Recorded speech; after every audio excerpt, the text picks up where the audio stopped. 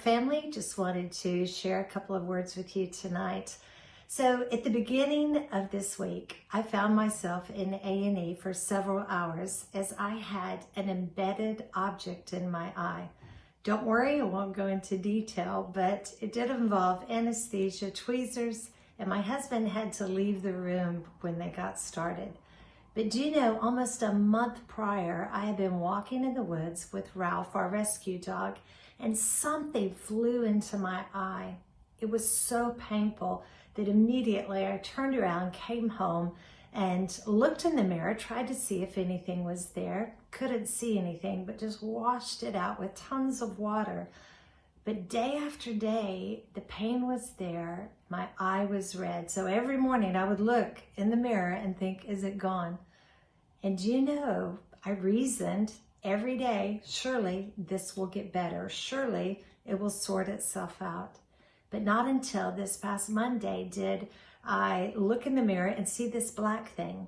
And it wouldn't come out of my eye. It was embedded in there. And I needed professional help to get it out. And it got me thinking that sometimes there's areas in our life that really need our attention. It might be the way we start the day, that we just wake up and plow through, and at the end we feel exhausted, we're grumpy, and we think, God, I know you, but I'm not sure where you were that day. It might be with relationships with people that we need to build that bridge of reconciliation versus I'll put that conversation off for another day. It might even be finances that they're stretched, but yet we're still spending. And he says, bring those areas to my attention. Don't ignore them. I would love my light, my truth to shine on those areas. That's what God's saying. And I love this passage. It's in Luke 8 and verse 18 in the Passion Translation says this.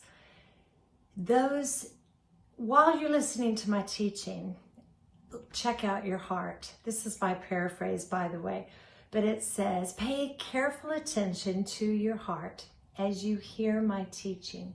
For those with open hearts will be given even greater revelation until it overflows. I love that. Jesus is saying, when you come and hear my teaching, when I hear a podcast, when I hear a soundbite, do I think, I've heard that before? Or do I go, God, what in here can I learn from? He's saying, come with an open heart. And that means I'm teachable. Come with an open heart. I haven't figured it all out. Come with an open heart. I'm not just using my own mindset, my own wisdom to get through the day, but I long for his. And when I come with an open heart, I'm going to be given greater revelation until it overflows. So that means what's given to me is not just for me, but it's for others in my family, people I encounter every day. I could leave it there, but there's a bit of a warning, because the very next verse in Luke 8, it says, if you don't come with an open heart, what little truth that you think you have will be taken away. So it's a picture of being teachable, remaining teachable, relying on not just my strength, but God's strength. And he says, we're in this together. I would love to shed light into your situation. I'm here. And you know, that's how they got the thing out of my eye. They put this massive light in my eye, and he was able just to take it out in a matter of seconds. So I want to challenge you today, because in my phone every morning at 8:18 from Luke 8:18, my alarm goes off, and it's called Open Heart. So ask God every morning, give me an open heart to hear your word, to hear your spirit throughout the day.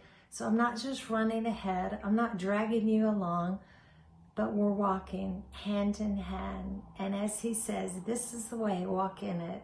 It's a picture of what we're designed to be in relationship, day to day, moment by moment. Have a good evening. Bye.